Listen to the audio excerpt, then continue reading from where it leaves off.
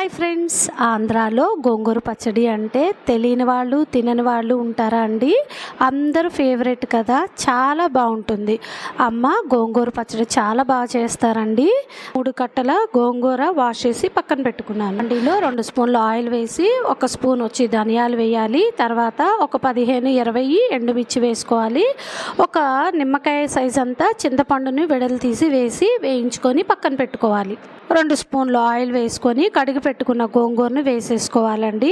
అది మీడియం ఫ్లేమ్లో అనేది కుక్ అవుతుంది. అలా దగ్గరికి పేస్ట్ లాగా అవుతుందండి. అయినప్పుడు కొంచెం ఉప్పు, కొంచెం పసుపు అనేది వేసి దగ్గరకు వచ్చినప్పుడు కట్టేసుకోవాలి. ఈ జార్లో వేయించిన ఎండుమిరపకాయలు, ధనియాలు, చింతపండు వేసి మిక్సీ అనేది పట్టాలి.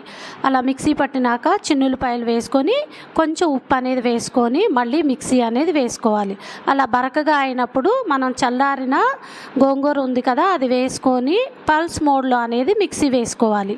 1/2 స్పూన్ మెంతిపిండి, టేస్ట్కి తగ్గట్టు ఉప్పు అనేది వేసుకొని మళ్ళీ మిక్సీ వేసుకోవాలి. 3 గంటలు ఆయిల్ వేసుకొని తాలింపు గింజలు, చున్నులపాయలు, ఎండుమిరపకాయలు వేసుకోవాలి. అలాగే కరివేపాకు, ఇంగువ అనేది వేసుకోవాలండి. మిక్సీ పట్టిన గోంగూర వేసి 2 నిమిషాలు అనేది ఫ్రై చేసుకోవాలి.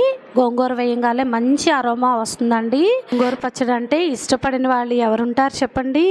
లోప అమ్మ అన్నం పెట్టుకొని వచ్చింది. వేడి అన్నము, గోంగూర పచ్చడి, ఒక చుక్క నెయ్యి వేసుకొని తింటుంటే ఇంకొకసారి కలుపుకొని తినాలనిపిస్తుందండి. సూపర్ టేస్ట్గా ఉంది.